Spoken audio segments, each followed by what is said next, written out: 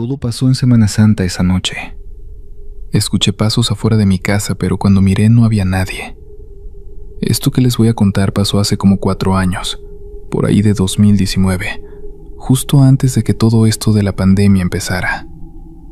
Yo soy originario de un pueblo de Nuevo León, allá por el norte, cerca de Monterrey, pero no tanto como para estar en la ciudad grande. Es de esos lugares donde todos nos conocemos, donde todavía hay mucha tierra y los cerros te quedan cerquita. Por ese entonces, yo trabajaba en una refaccionaria en Guadalupe, pero cada fin de semana me regresaba a mi pueblo, a casa de mis papás, para ver a la familia y, la verdad, también para agarrar un respiro de la ciudad. Vivía con mis jefes, mi papá que ya estaba jubilado y mi mamá que siempre ha sido ama de casa, y con 2 de mis hermanos menores. Una vida de lo más normal, ya saben. Trabajar entre semana, salir con los amigos de vez en cuando a echarse unas cheves. Y los fines, carnita asada obligada en el patio de la casa con los tíos y primos que vivían ahí cerca. Nada del otro mundo. Yo era el típico que tenía mi cochecito, un Tsuru viejo pero cumplidor, color rojo, que cuidaba como si fuera un Ferrari. Esa semana en particular fue Semana Santa. Mi jefa, ya se imaginarán, súper devota, tenía toda su agenda llena con las procesiones, el viacrucis y todas esas cosas que se hacen en los pueblos. Nosotros, la neta, no éramos tan religiosos, pero por respeto y por estar con ella, a veces la acompañábamos a algunas cosas. El plan era estar todo el fin de semana allá, estar tranquilos, tal vez ir a un río cercano si el clima ayudaba. La cosa es que el Jueves Santo en la noche, ya tarde, como a las 11:30, recibo una llamada de mi primo Beto. Beto es como mi hermano, crecimos juntos, me dice: «Güey, me acaban de llamar de la fábrica donde trabajo, una planta cerca de Escobedo, más hacia la salida a Monclova. Hubo un problema con una línea de producción y me necesitan allá mañana temprano, de carácter urgente. Mi coche está en el taller. ¿Crees que me puedas llevar?» Y yo, pues claro, ¿cómo le iba a decir que no? Era una buena oportunidad de lana para él, y yo de todas formas no tenía nada urgente que hacer el Viernes Santo, más que ir a misa con mi mamá en la tarde.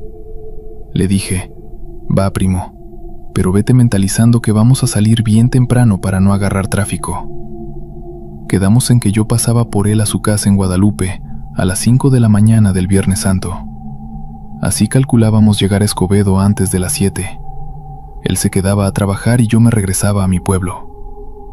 Esa noche casi no dormí. Me sentía inquieto. No sé si era por el calor que ya empezaba a arreciar o qué, pero daba vueltas en la cama. Me levanté a las 4:30, me bañé rápido, me tomé un café y salí. El ambiente estaba raro, ¿saben? Era Viernes Santo, de madrugada, y la neta es que el pueblo se sentía más silencioso que de costumbre. No había ni un perro ladrando, ni el ruido de los traileros en la carretera que pasa cerca. Nada. Un silencio que hasta te zumbaba en los oídos. Pasé por Beto puntual a las 5. Se subió al Tsuru. Traía su mochila con el almuerzo y su uniforme. Nos saludamos, medio dormidos los dos. «Gracias, güey, me salvaste», me dijo. Y arrancamos. La ruta era salir a la carretera federal, subir hacia Apodaca y de ahí agarrar el libramiento hacia la salida a Monclova. Era un trayecto de como 1 hora y media. Al principio veníamos platicando, ¿no? De tonterías, del fútbol, del trabajo, de la novia de Beto que ya lo traía cortito, lo normal entre primos. El tráfico era inexistente. Íbamos solos en la carretera, con los faros amarillentos del Tsuru iluminando el asfalto. Yo venía a gusto, disfrutando el manejar sin la presión de la hora pico de la ciudad. Pasamos la zona industrial, luego los fraccionamientos nuevos, y poco a poco la civilización se fue quedando atrás. La carretera se volvió de 2 carriles, uno de ida y uno de vuelta, sin división central, rodeada de puro monte bajo y cerros a lo lejos. La neta, esa zona de noche sí da un poco de vibras, como dicen ahora. No hay ni una sola lámpara de poste, solo oscuridad pura a los lados. Llegamos a Escobedo, a la planta donde trabajaba Beto, como a las 6:15. El sol todavía no salía, pero ya se empezaba a ver una claridad grisácea en el horizonte, hacia el este. La planta estaba a unos 5 kilómetros de la carretera principal, por un camino de terracería. Dejé a Beto en la entrada principal. «Ahí me avisas cómo te va, primo», le dije. «Sí, güey, yo te marco al rato para ver si me puedes dar ride de regreso en la tarde», me contestó. «Dale, ahí estamos». Arranqué el Tsuru y tomé el camino de terracería de regreso hacia la carretera federal. Todo bien. Ya estaba empezando a clarear más, así que apagué los faros altos y dejé solo los cuartos. El plan era agarrar la carretera de regreso hacia Monterrey y de ahí la libre a mi pueblo. Calculaba estar de vuelta antes de que mi mamá empezara a dar lata con el desayuno. Y aquí es donde empieza la cosa rara. Iba manejando por la carretera federal ya en dirección sur, de regreso. No habría avanzado ni 10 kilómetros desde donde dejé a Beto. No había absolutamente nadie más en el camino, ni un carro delante, ni uno atrás. Nada. Solo yo y el sur zumbando sobre el asfalto. La neta venía muy tranquilo por pura costumbre, porque me gusta. Empecé a silbar. Era una tontería de melodía. Ni siquiera era una canción que conociera. Solo un silbido rítmico como para acompañar el ruido del motor. Estuve silbando así unos minutos, mirando el paisaje grisáceo que se empezaba a definir con la luz del amanecer. De repente, a los pocos segundos de que dejé de silbar para tomar aire, escuché un silbido. Pero no un silbido de pájaro, ¿saben? Ni el viento. Fue un silbido idéntico al mío. El mismo tono, el mismo ritmo, la misma melodía sin sentido. Me quedé helado. Mi primer pensamiento fue: ¿Beto dejó la ventana abierta y es el aire? Pero no. La ventana de su lado estaba cerrada. La mía también. El ruido del motor y el viento de la velocidad del coche hacían un zumbido constante, pero ese silbido se escuchó clarito, como si alguien lo hubiera hecho justo al lado de mi oído. Miré instintivamente por el espejo retrovisor. Nada. La carretera vacía atrás de mí. Miré hacia los lados, al monte. No había casas, no había postes de luz, no había nada donde alguien pudiera estar escondido para hacerme una broma. Pensé: no manches, Jairo, estás alucinando. Es el sueño, te imaginas cosas. Así que me obligué a ignorarlo. Seguí manejando, ahora sin silbar, con la radio apagada, más atento a los ruidos del coche. Pasaron otros 10 minutos. Ya la luz del sol estaba a punto de romper en el horizonte. El cielo tenía ese color naranja y morado tan típico del amanecer en el norte. Me sentí un poco más tranquilo, pensando que de verdad había sido mi imaginación. Volví a silbar, pero ahora una melodía diferente. Una canción de los Tigres del Norte que se me pegó la noche anterior. Un silbido más lento, más arrastrado. Y otra vez, a los pocos segundos de que paré, escuché el mismo silbido de respuesta. La misma canción de los Tigres del Norte, en el mismo tono, el mismo ritmo. Y esta vez no fue como la anterior. Esta vez el silbido se sintió más cerca. No solo al lado del coche, sino casi atrás de mí, como si alguien estuviera sentado en el asiento trasero del Tsuru. La neta, amigos, ahí sí sentí que se me paró el corazón. Me dio un escalofrío que me recorrió toda la espalda, de esos que te hacen ponerte chinita la piel de los brazos. El Tsuru empezó a vibrar un poco, no sé si por el asfalto o porque me temblaban las manos en el volante. No quise mirar por el retrovisor. Me daba pavor pensar qué podría haber en el asiento trasero en la penumbra. Solo me concentré en la carretera, apretando el volante con todas mis fuerzas. Empecé a acelerar. El Tsuru viejo empezó a quejarse, el motor a zumbar más fuerte, pero yo no quería parar. Aceleré y aceleré, pasando de 80 a 100, luego a 110 kilómetros por hora. No había nadie más en la carretera, así que no me preocupaba chocar. Solo quería llegar a algún lugar con gente, con luz, con vida, y el silbido seguía. Cada vez que yo dejaba de silbar, o incluso sin que yo silbara, el mismo silbido rítmico sonaba, y cada vez lo sentía más cerca, Primero, como si alguien estuviera sentado en el asiento de atrás, justo atrás de mí. Luego, como si estuviera susurrándomelo en la oreja izquierda. Un silbido frío, sin alma, sin melodía real, solo una repetición constante de un sonido que ya no tenía sentido. No sé cuánto tiempo pasó. Parecieron horas, pero probablemente fueron solo unos 15 o 20 minutos más. La luz del sol por fin salió por completo, iluminando todo el paisaje. Y justo en ese momento, cuando el primer rayo de sol real pegó en el parabrisas, el silbido paró. Se cortó en seco. Así, sin más. Me quedé manejando en silencio, con el corazón latiéndome a 1000 por hora, hasta que llegué a la primera gasolinera ya en las afueras de Monterrey. Frené de golpe en una bomba, puse el freno de mano y me quedé ahí, temblando, sin poder moverme. Me daba miedo bajarme, me daba miedo mirar al asiento de atrás, me daba miedo todo. Me quedé ahí como 10 minutos, respirando hondo, tratando de convencerme de que había sido un ataque de pánico por falta de sueño, o por el estrés, o por lo que sea. Pero la sensación de ese silbido frío en mi oreja seguía ahí, nítida.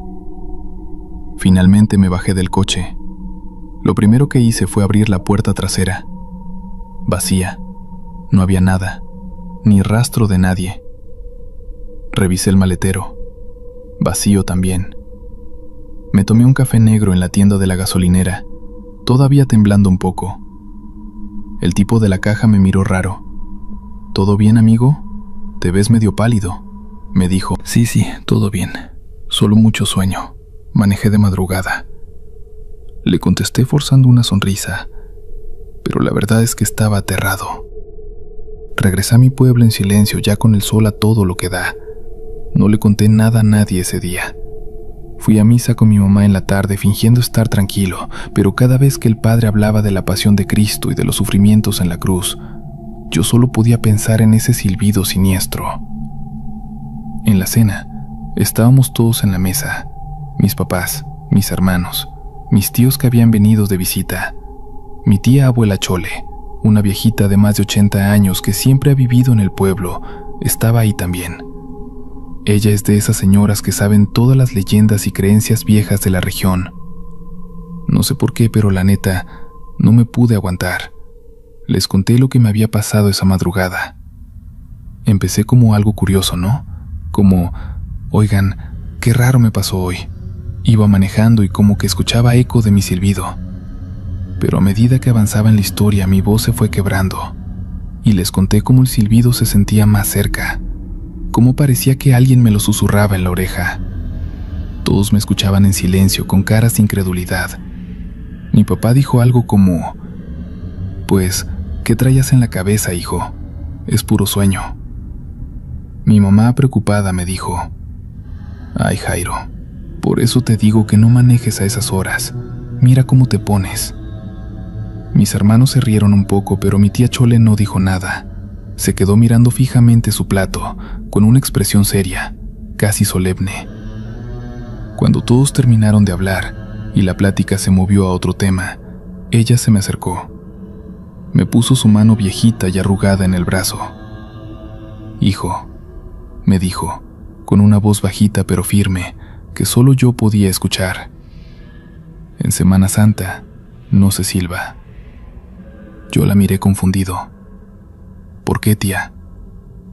Ella me miró a los ojos con una mirada que me dio más miedo que el silbido mismo.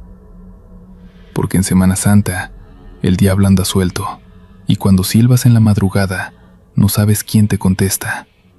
A veces es alguien que te quiere acompañar, y a veces es algo que se te pega para siempre. Y ahí se quedó. No me explicó nada más. Se dio la vuelta y se fue a su cuarto. Desde ese día no he vuelto a silbar. Nunca más. Gracias por escuchar mi historia. Ojalá la compartan. Yo en ese entonces vivía en Tlanepantla, en el Estado de México, con mis papás y mi hermano menor. Mi vida era de lo más normal. O sea, de lunes a viernes ir a la prepa, regresar a comer, hacer tarea, salir a dar la vuelta a la plaza con mis amigas, lo típico. Mi papá trabajaba todo el día y mi mamá vendía zapatos por catálogo y cosas de Avon, así que a veces yo le ayudaba a entregar los pedidos. Éramos una familia super X, normal, sin nada de cosas paranormales, ni brujería, ni nada de esos rollos. El caso es que cada año en Semana Santa teníamos de ley que ir a visitar a mi abuela paterna. Mi abuela, que en paz descanse, se llamaba Socorro, pero todos le decían Doña Coco. Ella vivía en un pueblito en Hidalgo. Haz de cuenta que pasando Pachuca, te sigues otro tramo largo para adentro, para la zona de la montaña. No quiero decir el nombre exacto del municipio porque todavía tengo tíos que viven por ahí, y en esos pueblos la gente es bien chismosa, pero es un lugar de esos donde el clima es rarísimo. En el día el sol te pega directo y te quema la piel bien feo, pero apenas empieza a meter el sol y baja un frío que te cala hasta los huesos, de ese frío húmedo que parece que se te mete por debajo de la ropa por más chamarras que traigas. El viaje para allá siempre era un martirio para mí. Nos íbamos en el suru viejito de mi papá, todos apretados, sin aire acondicionado, escuchando los casetes de los bookies de mi papá, o aguantando a mi hermano que iba mareado todo el camino. Cuando llegábamos, la verdad, a mí me daba un buen de flojera porque en ese pueblo no había nada que hacer. O sea, nada. En ese tiempo yo traía un celular de esos de tapita y allá ni de chiste agarraba señal. Tenías que subirte a la azotea de la presidencia municipal a ver si te llegaba un mensaje. La casa de mi abuela Coco era de esas casas viejísimas de pueblo, grandísimas pero mal distribuidas. No sé si me explico. Tenía un zaguán enorme de lámina verde que rechinaba horrible cuando lo abrían, y luego entrabas y había un patio central de cemento, lleno de macetas con malbones y helechos que a mi abuela le encantaban. Alrededor del patio estaban los cuartos. Haz de cuenta que no había un pasillo por dentro, sino que para ir de la cocina a las recámaras o a la sala, tenías que salir al patio a fuerza. Eso era lo peor en las madrugadas por el frío. La cocina siempre olía a leña y a café de olla, y los cuartos tenían ese olor típico de casa de abuelita, como a jabonzote, naftalina y un poco a tierra mojada. Los techos eran altísimos, de vigas de madera, y el piso era de esos mosaicos antiguos de pasta que siempre estaban helados. Mi abuela era una señora muy, pero muy católica, de las de antes, de las que iban a misa de 7 de la mañana todos los días, que traía su escapulario de la Virgen del Carmen siempre colgando, y que se persignaba si se caía la sal o si escuchaba aullar a los perros en la noche porque decía que andaban viendo cosas malas. En Semana Santa la casa se volvía todavía más estricta. Nos dejaba ir de lunes a miércoles, pero nos traía cortitos. Nada de andar gritando, nada de correr por la casa. No se comía carne roja en toda la semana. Puras tortitas de camarón, romeritos, lentejas y chiles rellenos. La tele se desconectaba. Literal, mi abuela iba y sacaba el cable del enchufe y lo amarraba para que nadie la prendiera. Decía que en esos días uno no estaba para ver chingaderas, con perdón de la palabra, pero así hablaba a veces cuando se enojaba, y que había que guardar respeto. Ese año en particular que te cuento, fuimos mis papás, mi hermano y yo, y también llegaron de visita unos primos por parte de mi tía Carmen, mi primo Lalo, que era un año mayor que yo, y mi prima Gaby, que tenía la edad de mi hermano. Nos contaron a los primos grandes, Lalo y yo, en un cuarto, y a los chiquitos con mi tía en otro. La verdad me llevaban bien con Lalo. Nos la pasábamos jugando cartas, jugando con Kian o platicando de chismes de la familia. Porque como te digo, no había tele, no había internet, no había nada. El lunes, martes y miércoles estuvieron súper aburridos. Nos íbamos a caminar a la placita del pueblo. Comprábamos unas nieves de limón que vendían ahí. Nos sentábamos en las bancas a ver pasar a la misma gente de siempre, y en la tarde regresábamos a la casa de mi abuela. A veces le ayudábamos a desgranar elotes o a limpiar frijol en la mesa grande de madera que tenía en el comedor. Todo era muy normal, rutina de pueblo, silencioso, aburrido. Pero el Jueves Santo las cosas cambiaron. Me acuerdo perfecto porque amaneció nublado, con un airecito bien frío, Mi abuela nos levantó temprano a todos, sin dejarnos dormir un ratito más, y la noté diferente. Estaba como tensa, como seria. Nos dio de desayunar unos huevos revueltos con ejotes y un café, casi sin hablar. Terminando el desayuno, mi abuela llamó a mi tía Carmen y a mi mamá, y les dijo en voz bajita algo que no alcancé a escuchar. Mi abuela se fue a los cuartos y empezó a sacar de los cajones de sus roperos sábanas viejas, toallas grandes y pedazos de tela que tenía guardados. Lalo y yo nos quedamos viendo raro. Desde el patio vimos cómo mi abuela y mi tía empezaron a tapar todos los espejos de la casa. No es broma. Fueron al baño que estaba hasta el fondo del patio y le pusieron una toalla encima al espejo del lavabo y la atoraron con unas pinzas de ropa. Fueron a la sala y el espejo grandote que tenía mi abuela con marco de madera dorada le echaron encima una cobija. En las recámaras hicieron lo mismo con los espejos de los tocadores y los roperos. Yo nunca había visto que hicieran eso. O sea, sabía que en Semana Santa la gente de antes tenía costumbres raras, como no bañarse el Viernes Santo para no volverse pescado, que mi abuela sí nos obligaba a bañarnos a jicarazos con agua fría antes de que saliera el sol. La verdad, era una tortura. O no barrer la casa, pero lo de los espejos nunca me había tocado. Le pregunté a mi mamá qué onda con eso. Ella nomás se encogió de hombros y me dijo bajito, para que mi abuela no le escuchara. Ya sabes cómo es tu abuela de supersticiosa. Dice que desde el Jueves Santo en la tarde hasta el Domingo de Resurrección no es bueno mirarse, que porque son días donde Dios está muerto y el diablo anda suelto, y que los espejos son como puertas. Tú nomás no digas nada y hazle caso. La verdad, Lalo y yo nos moríamos de risa a escondidas. Se nos hacía una tontería. Imagínate, güey, no podernos ni exprimir un barro en 3 días, me decía Lalo. Ese día en la tarde la casa ya se sentía diferente.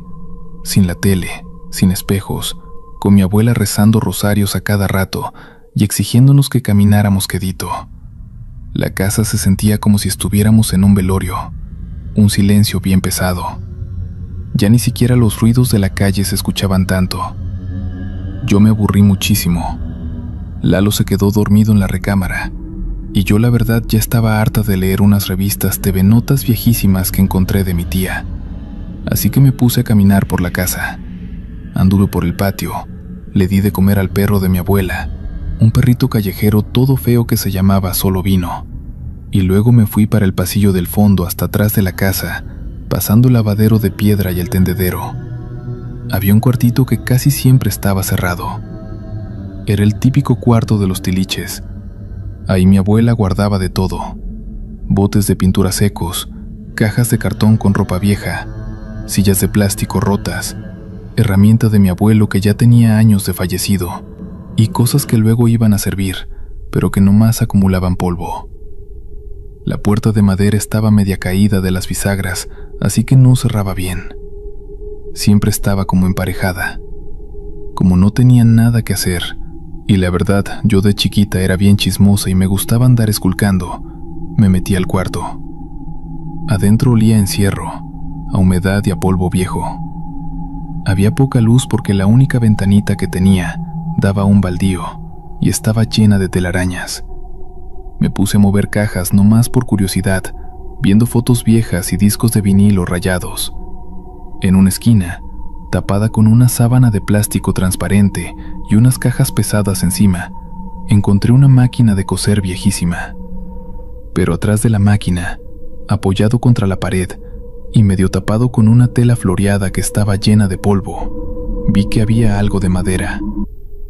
Quité la tela con cuidado para no estornudar por el polvo y vi que era un espejo. Era un espejo chiquito, de esos que traían los tocadores viejos de antes, con un marco de madera oscura, todo tallado, medio despintado y picado por la polilla. El cristal ya estaba medio opaco, de esos espejos que ya tienen como manchas negras por dentro, de lo viejo que está el azogue. No sé por qué estaba ahí. Supongo que era de algún mueble que se rompió y nomás guardaron el espejo. Me acuerdo que me le quedé viendo. Me vi reflejada. Me vi normal. Estaba toda despeinada, en pants, sudada por el calor que había hecho en el día. Y no sé, se me hizo una tontería lo de mi abuela, una rebeldía de adolescente, supongo. Pensé, ay, no pasa nada, ni quien se dé cuenta que destapé este espejito aquí refundido en los tiliches. Lo dejé así, destapado. Avancé la tela floreada hacia un lado, dejé el espejo recargado en la pared, a la altura como de mi cintura. Me salí del cuarto de tiliches y emparejé la puerta. No le dije a nadie, ni a Lalo. Fue como una travesura tonta. Esa tarde pasó normal. Cenamos temprano. Mi abuela nos dio té de canela y unas galletas de animalitos. Nos hizo rezar un Padre Nuestro y nos mandó a dormir casi a las 8:30 de la noche. Lalo y yo nos quedamos en nuestro cuarto, platicando bajito un rato, hasta que nos dio sueño. A mí siempre me ha costado dormir en casas ajenas, y más en esa casa por el frío. Tenía encima como 3 cobijas de San Marcos, de esas que pesan muchísimo y sientes que te aplastan, pero igual el frío de Hidalgo se sentía en la punta de la nariz. Me desperté en la madrugada. No sé qué hora era exactamente porque mi celular estaba apagado en mi mochila, pero supongo que eran como las 2 o 3 de la mañana. Todo estaba en un silencio absoluto. Ese silencio que hasta te zumban los oídos. Lo único que se oía era a lo lejos, muy a lo lejos, los ladridos de los perros del pueblo que se contestaban unos a otros, y de vez en cuando el aire que hacía sonar las láminas del zaguán. Me desperté con unas ganas urgentes de hacer del baño. Intenté aguantarme. Te juro que lo intenté. Me hice bolita en la cama, cerré los ojos fuerte, me abracé de las cobijas porque me daba pavor salir. Como te dije antes, el baño estaba cruzando el patio central y tenías que caminar hasta el fondo, casi llegando al cuarto de los tiliches. O sea, tenía que salir de mi cuarto calentito, abrir la puerta al patio oscuro, caminar por los pasillos. Me levanté despacito para no despertar a Lalo, que roncaba como señor. Me puse mis chanclas, me enredé un suéter tejido encima de la pijama y abrí la puerta del cuarto. El frío me pegó en la cara de golpe. El patio estaba iluminado nomás por la luz de la luna, una luz blanca, lechosa, que hacía que todo se viera medio azulado y gris. Empecé a caminar rápido por la orillita del corredor, pegada a la pared, abrazándome a mí misma. No quería voltear a ver el patio abierto. Sentí esa sensación fea que te da cuando estás a oscuras, como que alguien te viene siguiendo o te está mirando desde algún rincón. Sentía que si volteaba rápido iba a ver algo parado entre los malbones, así que clavé la vista al piso y caminé rapidito. Llegué al baño. Me metí rápido y ni siquiera prendí la luz porque el foco hacía un ruido raro al prenderse, y no quería despertar a nadie y que mi abuela me regañara. Hice del baño casi oscuras. Me lavé las manos rápido. Me sequé en el pantalón porque el espejo del baño tenía la toalla encima y no vi dónde estaba la de manos, y abrí la puerta para salir. El viaje de regreso a mi cuarto se me hizo más pesado. Sentía más frío y, no sé, el ambiente se sentía como espeso, como cuando estás abajo del agua y te cuesta moverte. No se escuchaba ni un solo grillo, ni los perros de hace rato, nada. Iba caminando de regreso, ya casi llegando al lavadero, cuando tuve que pasar por el cuartito de los tiliches. La puerta de madera que te dije que siempre estaba emparejada, estaba un poquito más abierta que en la tarde. Supongo que por el viento, no sé. El caso es que por esa abertura entraba la luz de la luna, que daba directo desde la ventanita rota del cuarto. No quería mirar para adentro. Te lo juro que mi cerebro me decía, sigue caminando, no mires. Pero ya sabes cómo es uno, el instinto te gana. De reojo, mientras pasaba, la luz de la luna iluminaba directo el fondo del cuarto. Y ahí estaba el espejo viejo que yo había destapado en la tarde. Al pasar caminando, obviamente mi reflejo pasó por el espejo. O sea, pasé frente a la rendija de la puerta, vi el espejo y me vi de reojo pasando. Di 2 pasos más y me detuve en seco. Se me heló la sangre.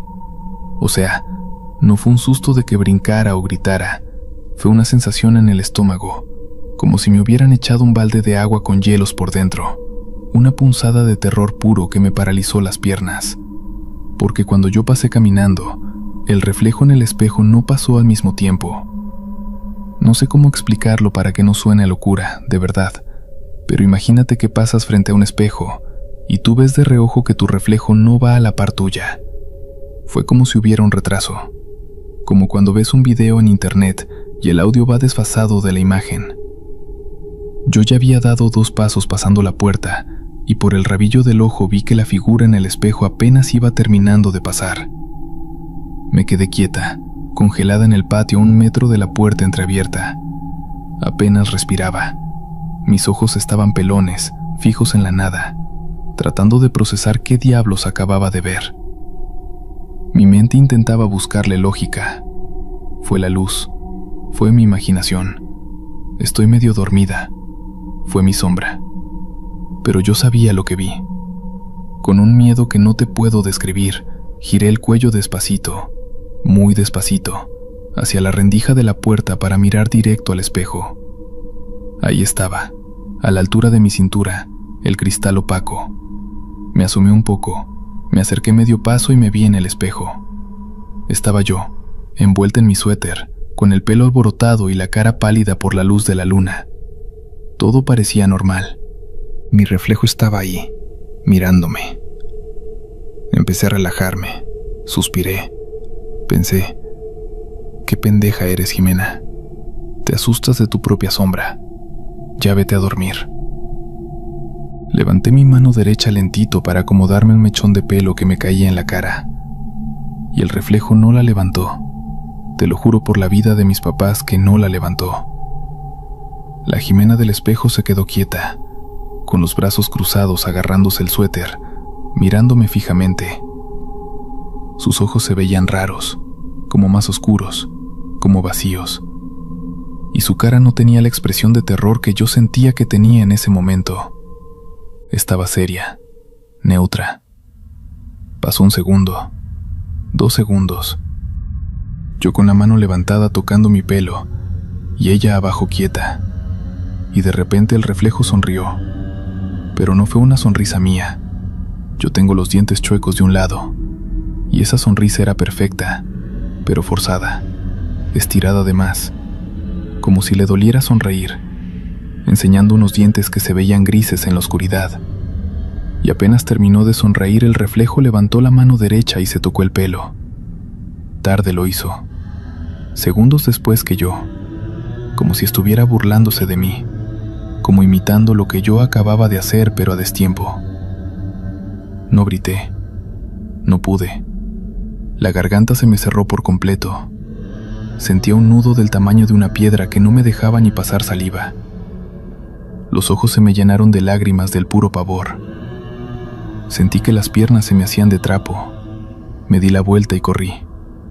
Corrí por el patio sin importarme si hacía ruido, sin importarme las macetas ni las chanclas resbalosas. Llegué a mi cuarto, abrí la puerta de un jalón, me metí, la cerré con seguro y me aventé a la cama. Me tapé hasta la cabeza con las 3 cobijas de San Marcos, temblando como si tuviera fiebre. El corazón me latía tan fuerte que me dolía el pecho, y sentía que Lalo lo iba a escuchar. Cerré los ojos con todas mis fuerzas. Empecé a rezar el Padre Nuestro mentalmente.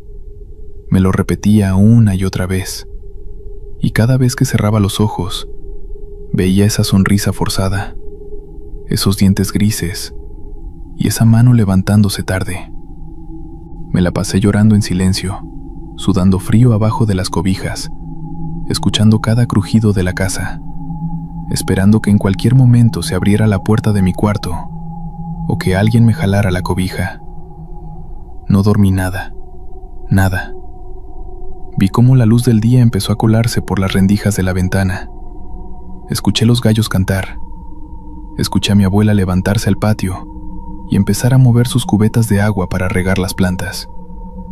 Hasta que ya escuché ruido normal, voces y la radio bajita de mi mamá. Me atreví a destaparme. Estaba empapada en sudor. Apestaba a miedo. Te lo juro que el miedo huele. Es un olor ácido bien feo. Lalo ya no estaba en su cama. Me levanté despacio. Todo se veía tan normal con la luz del sol, que por un momento pensé, lo soñé. Tuvo que ser una pesadilla bien lúcida. Sí, eso fue. Caminé dormida, o nomás soñé que iba al baño. Uno siempre busca convencerse para no volverse loco. Me lavé la cara, me cambié de ropa y salí al patio. Estaba mi mamá platicando con mi tía en la cocina, tomando café con pan. Mi abuela estaba barriendo el pasillo. La saludé de lejos y me fui directo para el fondo del patio, rumbo al cuarto de los tiliches. Quería comprobarlo. Quería ver el espejo y reírme de mí misma. Ver que era un simple pedazo de vidrio viejo y que la luz de la luna me había jugado una broma por andar leyendo tonterías. Llegué a la puerta. Seguía emparejada igual que en la madrugada. La abrí un poquito más y me asomé. El cuarto estaba igual. La máquina de coser, las cajas, la ventana con telarañas. Pero el espejo no estaba igual. El espejo ya no estaba mirando hacia la puerta. El espejo viejo de madera estaba volteado. Estaba puesto contra la pared. O sea, el cristal pegado a los ladrillos, dándole la espalda al cuarto. Sentí que se me bajaba la presión. Me tuve que agarrar del marco de la puerta para no caerme. Yo no lo dejé así. Yo lo dejé recargado viendo hacia enfrente. Y en la noche, cuando me vi, el espejo estaba viendo hacia enfrente. Me di la vuelta rápido y fui a buscar a Lalo. Estaba sentado en la puerta de la calle pateando una piedra. Le pregunté casi agarrándolo del cuello de la playera. «Tú te metiste al cuarto del fondo en la mañana. ¿Tú moviste algo ahí?» Lalo me vio con cara de asco y me dijo: «Ay, estás loca, Jimena. Yo acabo de despertar hace media hora. ¿Qué chingados voy a andar haciendo en ese cuarto lleno de arañas?» Y se notaba que decía la verdad. Fui con mi mamá. Le pregunté si ella había ido al cuarto de atrás a buscar algo. Me dijo que no, que ella no había pasado de la cocina. Le pregunté a mi tía Carmen y me contestó lo mismo, que nadie se metía ahí, y menos en esos días. Me quedaba una persona. Fui caminando despacio hacia donde estaba mi abuela. Estaba sentada en una sillita tejida en el patio, desgranando chiles secos en una batea de madera. No me atrevía a hablarle. Estaba muy concentrada. «Abuela», le dije con un hilo de voz. Ella ni levantó la mirada. Siguió limpiando sus chiles con sus manos llenas de arrugas. «Abuela, allá atrás, en el cuarto de los cachivaches, había un espejo viejo. Alguien le dio la vuelta hacia la pared». Nunca se me va a olvidar lo que pasó después. Mi abuela dejó de mover las manos. Se quedó totalmente quieta por unos segundos. No me volteó a ver, se quedó mirando la batea de madera. El silencio en el patio se sintió igual de espeso que en la madrugada. Sin mirarme, sin enojarse, sin cambiar el tono de su voz, con una calma que me dio más terror que cualquier grito, mi abuela nomás murmuró: «Por eso se tapan, muchacha», y siguió limpiando los chiles. Como si me hubiera dicho que el cielo es azul, como si supiera exactamente lo que había en ese espejo, lo que vivía ahí adentro, lo que salía cuando uno se asomaba en esos días. No le volví a decir nada. Me di la media vuelta, me fui a mi cuarto, hice mi mochila y le lloré a mis papás para que nos regresáramos a Tlalnepantla ese mismo día, inventando que me sentía enferma del estómago. Mi papá se enojó muchísimo, pero me vio tan pálida y tan mal que acabamos yéndonos el Viernes Santo en la mañana. Nadie en la casa aceptó haber tocado ese espejo. Ni mi tía, ni mis primos, ni mi abuela lo volteó esa mañana. Ella estaba ocupada haciendo el desayuno. Lo que sea que estuviera en el espejo, o se volteó solo, o lo que estaba adentro se dio la vuelta. Ya pasaron muchos años. Mi abuela falleció de viejita hace como 5. La casa la vendieron mis tíos y la tumbaron para hacer una bodega de forrajes. Pero a la fecha, te lo juro que no puedo dormir si hay un espejo en mi recámara. En mi casa, en mi depa actual, no tengo espejos en el cuarto, solo en el baño. Y en la noche no me acerco. Y si voy a un hotel y hay espejos frente a la cama, agarro toallas o sábanas y los tapo. Mi novio se ríe de mí. Piensa que son mañas mías, pero no le he contado. No puedo. Yo soy el Juan. Tengo 28 años ahorita, pero esto me pasó hace como unos 6 años. Cuando yo vivía en la Ciudad de México, allá por Azcapotzalco. Te voy a dar todo el contexto para que me entiendas, porque si te lo cuento así de golpe, vas a pensar que andaba cruzado o que me metí algo. Y te juro por lo más sagrado que yo estaba 100% sobrio. En ese entonces yo me acababa de mudar con mi abuela, doña Chelo. Yo soy de Querétaro, pero me fui a la CDMX porque me salió una chamba en un call center bilingüe ahí por Insurgente Sur. La neta pagaban chido, pero la renta por esa zona estaba imposible. Así que mi jefa habló con su mamá, mi abuela, y acordaron que me quedaría en su casa en lo que ahorraba o veía qué onda. La casa de mi abuela es de esas casonas viejísimas de Azcapo. No sé si ubiques. Tienen un zaguán de lámina negra bien pesado que hace un ruidazo cuando lo abres. Y luego entras y es un patio largo, lleno de macetas. Mi abuela tenía de todo: sábila, hierbabuena, unos helechos enormes que colgaban y en la noche hacían sombras bien raras con el foco del patio que siempre parpadeaba. Al fondo del patio estaban los cuartos. Haz de cuenta que no era una casa de 2 pisos normal, sino que los cuartos estaban como en hilera, uno tras otro, todos dando al patio. Al final estaba el baño y el lavadero. Vivir ahí era tranquilo, pero pesado. No sé si me explico. La casa olía siempre a jabonzote, a tierra mojada de las macetas y a algo como a madera vieja, a encierro, aunque siempre tuviera las puertas abiertas de día. Mi rutina era una chinga, la verdad. Me levantaba a las 5 de la mañana, me bañaba a jicarazos a veces porque el boiler tardaba un chingo en calentar. Salía, caminaba hasta el metro Camarones y de ahí era un viaje eterno hasta el sur. Salía del jale como a las 6 o 7 de la tarde y regresaba a la casa ya bien noche. Mi abuela Chelo siempre me guardaba de cenar, unas enchiladas, un caldito, lo que fuera. Ella era toda madre, pero tenía unas mañas, o sea, unas creencias muy de gente de antes. Tenía su altar en la sala con la Virgen de Guadalupe, un San Judas Tadeo grandote y un montón de fotos de familiares que ya habían fallecido, incluyendo a mi abuelo, que murió mucho antes de que yo naciera. Siempre le tenía veladoras prendidas. A mí no me daba miedo, era algo normal, pero sí había una vibra como de mucho respeto en esa casa. El cuarto que me tocó era el que estaba pegado al lavadero, el último de la hilera. Adentro nomás cabía una cama individual con base de metal, de esas que rechinan con nomás mirarlas, un ropero de madera súper maciza que olía a naftalina y una sillita. La ventana de mi cuarto daba directo al patio oscuro. Yo siempre le cerraba la cortina porque me daba no sé qué sentir que alguien me pudiera estar viendo desde allá afuera, aunque en la casa nomás estuviéramos mi abuela y yo. El chiste es que pasó el tiempo y llegó la Semana Santa. Yo ni en cuenta, porque en el call center nos valen madre los días festivos. Nosotros le dábamos igual, pero para mi abuela, uy no. Para doña Chelo la Semana Santa era una cosa seria, pero a un nivel que yo nunca había visto en mi casa en Querétaro. Desde el miércoles en la tarde la señora empezó a tapar los espejos de la casa con sábanas blancas. Yo le pregunté que por qué hacía eso, y nomás me dijo que porque en estos días el cielo está de luto, y el diablo anda suelto, y los espejos son puertas, mijo. Yo me reí por dentro.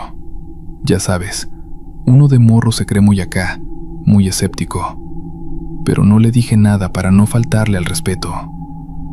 Ese Jueves Santo llegué del trabajo bien cansado. Había sido un día pesadísimo de llamadas, puros gringos gritándome en el teléfono, y lo único que quería era tragar y echarme a dormir. Llegué a la casa y estaba todo apagado. Nomás estaban prendidas las veladoras del altar en la sala. El patio estaba en penumbras. Entré a la cocina y mi abuela estaba ahí sentada en la mesa, a oscuras, nomás con la luz de la calle que entraba por la ventana.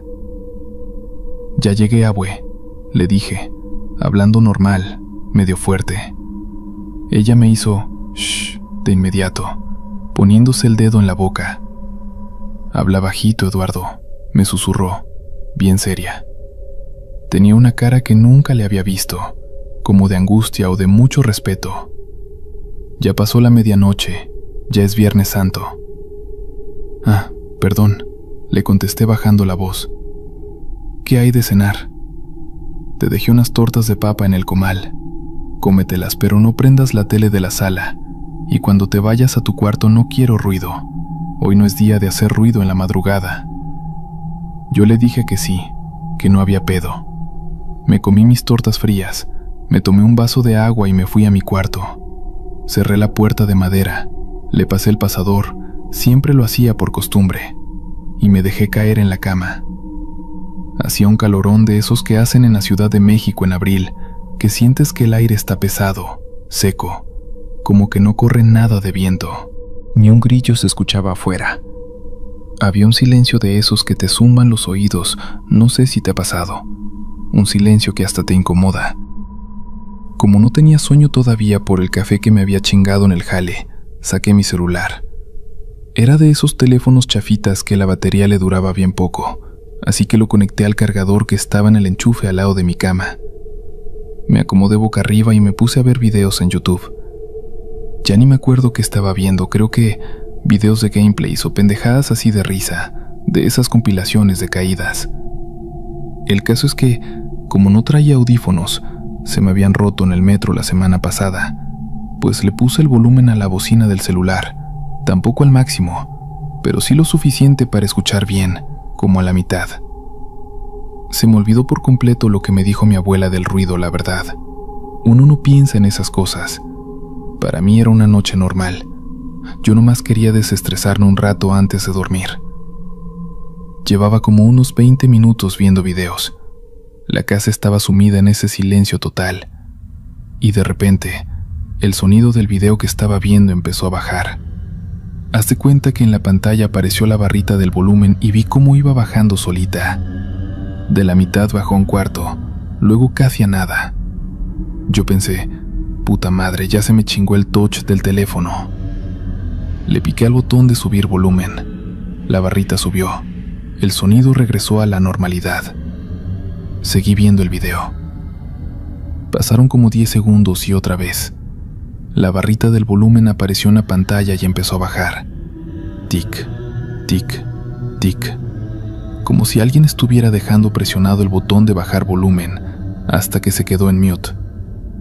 Me frustré, güey. Agarré el teléfono. Lo limpié con mi playera pensando que igual y tenía sudor o algo que estaba haciendo falso contacto en la pantalla y le volví a subir al volumen, pero esta vez lo dejé un poquito más bajo, para no forzarlo según yo. A los pocos segundos, la barrita volvió a aparecer en la pantalla, pero esta vez no bajó rápido, bajó lentísimo. Tic. Pasaron 3 segundos. Tic. Como si un dedo invisible lo estuviera apretando con toda la calma del mundo. Ahí sí me saqué de onda. Dejé el teléfono sobre el colchón, al lado de mi pierna, y me quedé mirando la pantalla. El video seguía corriendo, pero ya no se escuchaba nada. Y en ese silencio absoluto, cuando ya no había ruido de mi celular, lo escuché. Alguien estaba respirando en el cuarto. Al principio traté de convencerme de que era yo. Contuve la respiración, pero el sonido siguió. Era una respiración ronca, güey. Pesada. No era el sonido que hace un perro. Era una respiración de persona. Como cuando alguien tiene la nariz bien tapada o cuando un señor ya grande está durmiendo profundo, pero más seca. Y lo peor de todo, no sonaba lejos. No venía del patio ni del cuarto de la abuela que estaba hasta el otro lado. Venía del rincón de mi cuarto donde estaba el ropero de madera. Se me heló la sangre. Literalmente sentí como el estómago se me fue a los pies y las manos se me pusieron frías, como con hormigueo. Quise tragar saliva y no pude. Tenía la vista clavada en el techo, iluminado nomás por la luz azulita del celular que seguía prendido en la cama. Me quedé completamente quieto. No quería ni parpadear. En mi cabeza yo me decía, es la calle, es un vecino, es el eco de algún lado. Pero la respiración empezó a cambiar. Ya no venía del ropero, sonaba más cerca. Inhala, exhala. Era un sonido rasposo, y de repente me llegó un olor que no estaba ahí hace 5 minutos. Olía a tierra seca, a humedad, pero también como a cera quemada y a algo rancio. No sé cómo explicarte, como cuando abres un cajón que lleva 20 años cerrado. Quise levantarme. Te lo juro que mi cerebro me gritaba, párate y salte a la verga, pero mi cuerpo no respondió. No sé si fue la adrenalina o qué, pero me quedé como trabado. La respiración ahora estaba al lado de mi cama, del lado derecho, justo entre el colchón y la pared. Y entonces pasó lo que me dejó marcado hasta el día de hoy. Sentí el peso, el borde de mi colchón a la altura de mis rodillas. Se hundió. No fue un movimiento rápido. Fue como si alguien muy pesado hubiera puesto una mano o una rodilla sobre la cama, apoyando su peso poco a poco. Escuché el rechinar de los resortes metálicos de la base. Cric, cric. Las sábanas, que estaban sobre mis piernas, se estiraron hacia ese lado, jaladas por el hundimiento.